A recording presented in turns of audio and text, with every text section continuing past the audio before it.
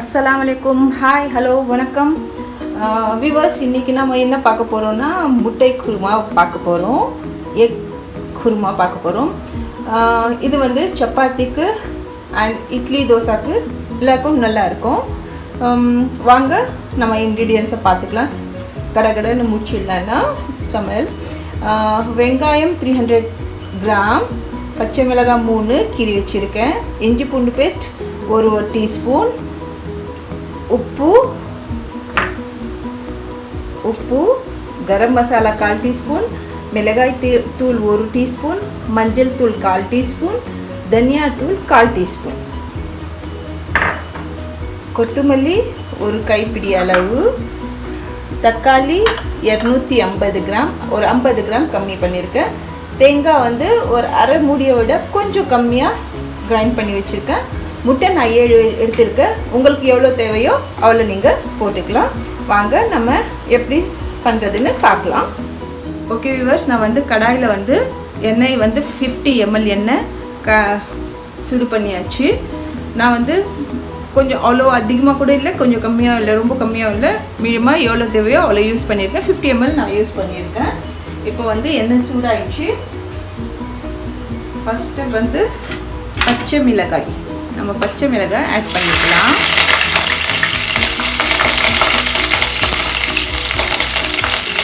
Okay, அது வச்சுட்டு இப்போ வந்து ஆனியன் ஆட் பண்ண.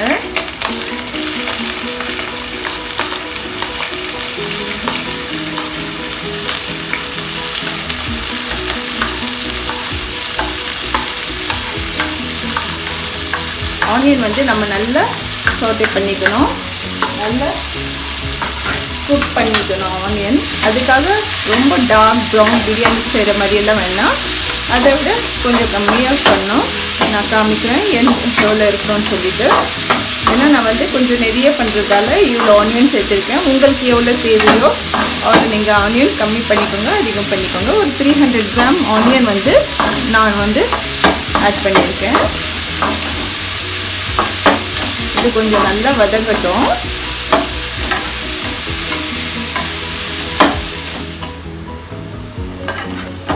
பாருங்கள் வியூவர்ஸ், வெங்காயம் வந்து நல்லா வதங்கிச்சு பாருங்கள். ஆக்சுவலி எதுக்கு வதக்கணும்னா நம்ம வந்து இல்லாட்டி நம்ம கிரேவியில் வந்து வெங்காயம் தனியாக பிரிஞ்சு வரும், தண்ணியாக இருக்கும் கிரேவி. அப்புறம் அரைச்சி போட்டால் டேஸ்ட்டாக இருக்காது. ஸோ நான் வந்து நல்லா வதங்கணும். இப்போ இதில் வந்து நான் இப்போ வந்து ஸ்டவ் வந்து சிம் பண்ணிவிட்டு இது வந்து இஞ்சி பூண்டு பேஸ்ட் இருக்கு இல்லையா, அதை ஆட் பண்ணுறேன். எதுக்கு சிம் பண்ணுறேன்னா அது வந்து அந்த இஞ்சி பூண்டோட ஸ்மெல் நம்ம வந்து ஹை ஃப்ளேம் வச்சு போட்டால் வந்து அது வந்து வாசனை கருகிடும், ஆனால் அதோட டேஸ்ட்டு நம்மளுக்கு கொடுக்காது. நம்மளை சிம்மில் வச்சுட்டா ஸ்ப்ரெட் பண்ணி விட்டுடுங்க.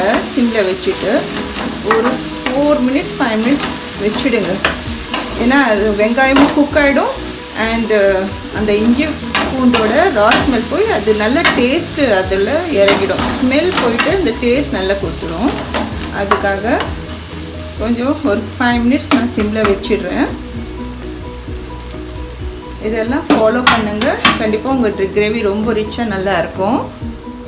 வியூவர்ஸ், இப்போ ஒரு 3 மினிட்ஸ் ஆயிடுச்சு.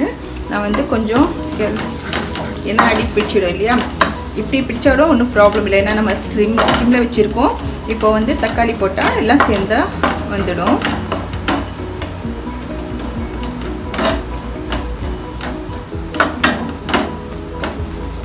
நான் 5 மினிட்ஸ் சொன்னேன், 3 மினிட்ஸில் நான் வந்து கொஞ்சம் கிளறி விட்டுருக்கேன். பாருங்க தண்ணி இருக்குது, நம்ம ஏன்னா நம்ம அப்படியே விட்டுட்டா அது பிடிச்சிடும் இல்லையா.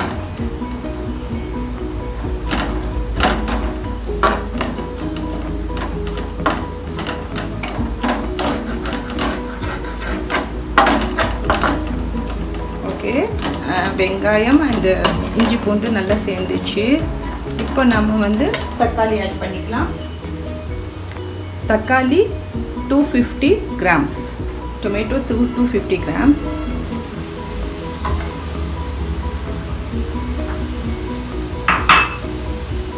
இப்போ வந்து நான் ஃப்ளேம் வந்து ஹை ஃப்ளேம் வச்சாச்சு. கொஞ்சம் நல்லா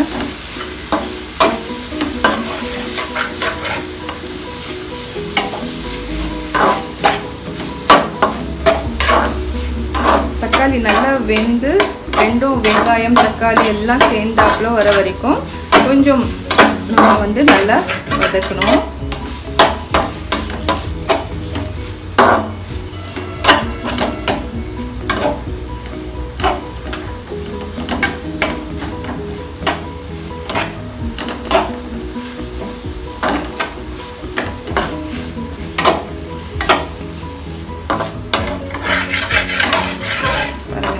அடியெல்லாம் பிடிக்கல பாருங்க.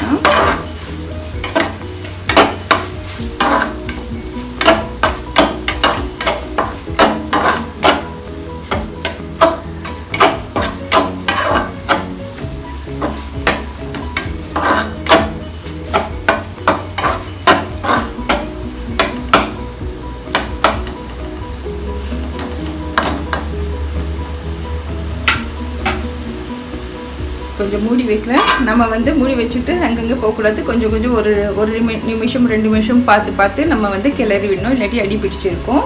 அதனால் வந்து கொஞ்சம் நம்ம கிளறிட்டே இருக்கணும். அது வந்து தக்காளி நல்லா வெந்து ஒரு வெங்காயம் தக்காளி ரெண்டும் நல்லா கலந்து வர வரைக்கும் நம்ம வந்து தக்காளி குக் பண்ணோம்.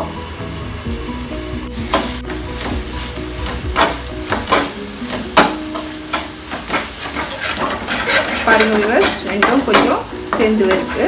இப்போ வந்து இந்த டைமில் நான் வந்து நம்ம மசாலாவை ஆட் பண்ணிடலாம். மசாலா என்ன? சால்ட், மஞ்சள் தூள், தனியாத்தூள், கரம் மசாலா, மிளகாய் தூள்.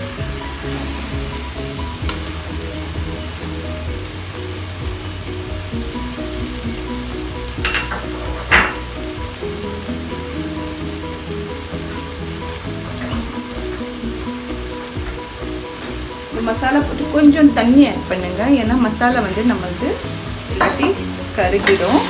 மசாலா வந்து நல்லா குக் ஆகணும். ஸோ கொஞ்சம் தண்ணி ஆட் பண்ணிவிட்டு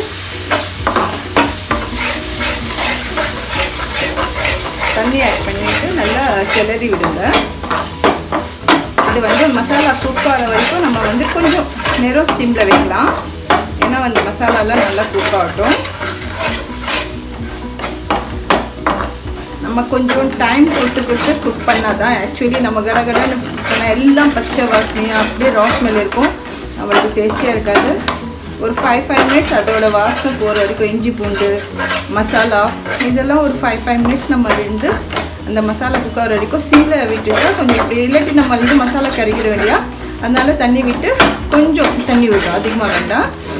சிம்மில் விட்டுட்டு நம்ம வந்து குக் பண்ணால் நம்ம இது வந்து ரொம்ப சிக்கன் மட்டன் கிரேவி மாதிரி இப்போ முட்டை கிரேவியே நம்மளுக்கு ரொம்ப டேஸ்டியாக இருக்கும். ஜஸ்ட் நம்ம குக்கிங்கில் ஒரு 2-3 டிப்ஸ் ஃபாலோ பண்ணாலே நம்ம குக்கிங் ரொம்ப டேஸ்டியாக இருக்கும்.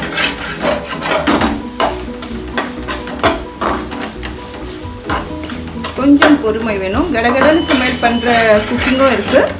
இது வந்து நம்ம கொஞ்சம் பொறுமையாக சண்டேஸில் சமையல் பண்ணுறதுக்கு நல்லாயிருக்கும். ஒர்க்கிங் லேடிஸ்க்கு சொல்கிறேன். ஹோம் மேக்கர்ஸ் எல்லாம் எப்போ வேணாலும் நம்ம குக் பண்ணிக்கலாம், நம்மளுக்கு டைம் இருக்குது. நான் இப்போ சிம்மில் வச்சிடுறேன். ஒரு 2 நிமிஷம் வைக்கிறேன் சிம்மில், அதிகமாக வேண்டாம்.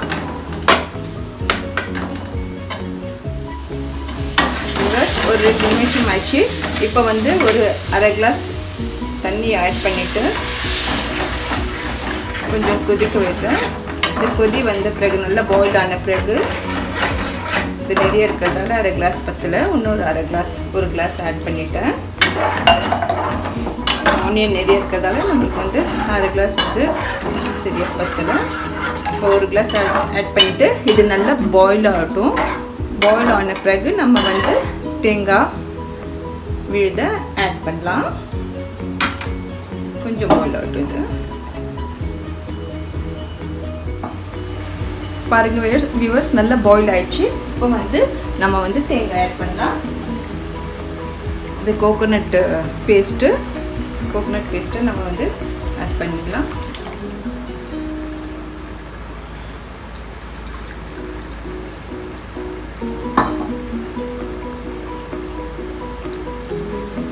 உங்களுக்கு எவ்வளோ கிரேவி வேணுமோ அந்த அளவுக்கு வாட்டர் ஆட் பண்ணிக்கோங்க. இப்போ இட்லி தோசைக்குன்னா நம்மளுக்கு வந்து கொஞ்சம் லிக்விடாகவே இருக்கட்டும்.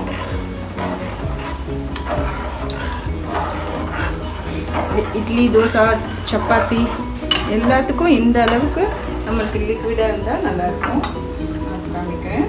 இன்னும் கொஞ்சம் தண்ணி ஆட் பண்ணுறேன் பாருங்கள்.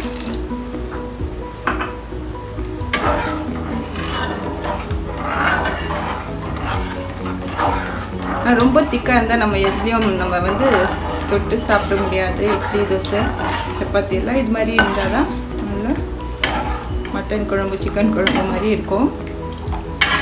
நம்ம எதுவும் மசாலா வந்து நம்ம எதுவும் வெளியேந்து வாங்க வேண்டாம். எப்படி இருந்தும் வாங்கினா நம்ம ஆனியன் அண்ட் டொமேட்டோ நாம் கட் பண்ணி அதெல்லாம் பண்ணி தான் ஆகணும். அப்படியே ரெடியாக நம்மளுக்கு ப்ரிப்பேர் ஆக போதில்லை. அதை விட நம்ம வீட்டில் இருக்கிற மசாலா போட்டாலே நம்மளுக்கு வந்து நல்ல டேஸ்ட்டு வந்துடும். கண்டிப்பாக வீட்டில் எல்லா வீட்லேயும் மிளகாய் தூள், தனியா தூள், கரம் மசாலா இது கண்டிப்பாக பேசிக் திங்ஸ் இது இருக்குது. ஸோ வந்து அந்த மசாலா வச்சு நம்ம இது பண்ணிடலாம், குருமா பண்ணிடலாம். இது வந்து நல்லா கொதி வரட்டும், பாயில் ஆகட்டும்னால நம்ம எக் ஆட் பண்ணலாம். இப்போ நல்லா பாயில் ஆயிடுச்சு. இப்போ வந்து நம்ம வந்து முட்டை வச்சு ஆட் பண்ணலாம்.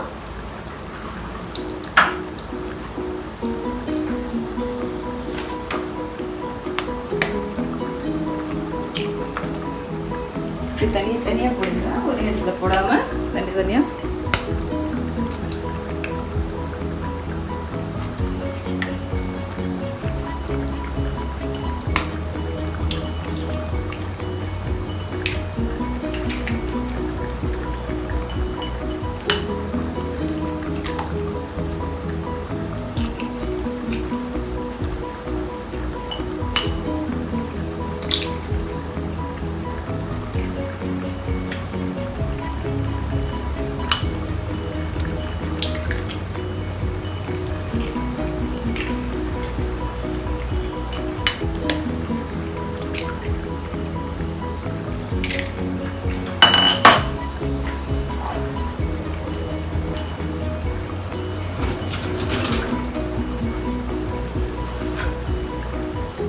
இப்போ இது போட்டாச்சு, எக் போட்டாச்சு.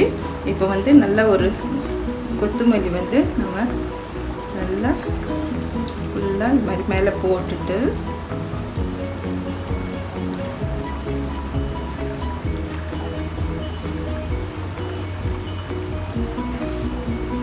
நான் நிறையவே போடுறேன். ஏன்னா எனக்கு கொத்தமல்லி ஸ்மெல் ரொம்ப நல்லாயிருக்கும். குருமாலெல்லாம் போட்டு நம்ம வந்து சிம்மில் வச்சுட்டு ஒரு 5-10 மினிட்ஸ்க்கு மூடிடலாம். ஒரு 5 நான் சொல்கிறேன் 5 மினிட்ஸ் கம்ப்ளீட் ஆச்சா 10 மினிட்ஸில் கம்ப்ளீட் ஆச்சா நான் சொல்கிறேன்.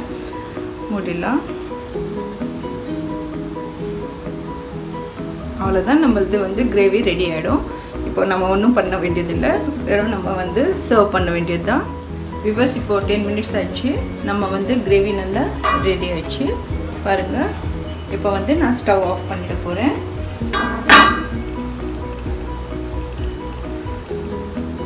ஆஃப் பண்ணிவிட்டு சர்வ் பண்ண வேண்டியது தான். பாருங்கள் விவர்ஸ், நம்மளோட எக் குருமா ரெடி ஆகிடுச்சு. இப்போ நான் வந்து டிஷ் அவுட் பண்ணிடுறேன்.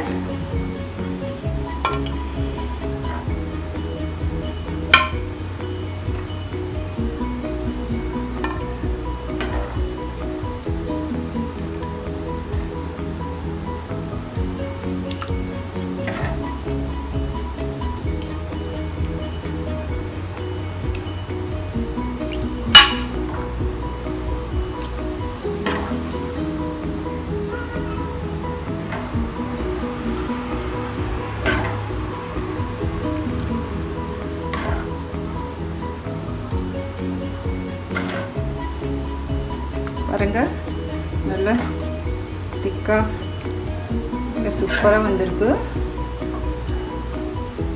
நம்மளுக்கு சிக்கன் கிரேவி சாப்பிடும் போல் இருந்தால், சப்போஸ் சிக்கன் இல்லை வீட்டில் அவைலபிள் இல்லைன்னா நம்ம வந்து எக் கிரேவி செஞ்சு நல்லா டேஸ்டியாக சாப்பிடலாம். இது புலாவ் கூட நல்லா இருக்கும். பாருங்கள் வியூவர்ஸ், சூப்பரான எக் கிரேவி ரெடி ஆயிடுச்சு. இது பண்ணி பார்த்துட்டு நீங்கள் எப்படி இருக்குன்னு எனக்கு கமெண்ட்ஸ் எழுதுங்க. சப்போஸ் உங்களுக்கு வீடியோ பிடிச்சிருந்துருச்சுன்னா சப்ஸ்கிரைப் பண்ணுங்கள், ஷேர் பண்ணுங்கள், லைக் பண்ணுங்கள், கண்டிப்பாக ட்ரை பண்ணுங்கள். ரொம்ப டேஸ்டியான டிஷ் ட்ரை பண்ணுங்கள் வியூவர்ஸ். தேங்க்யூ ஃபார் வாட்சிங்.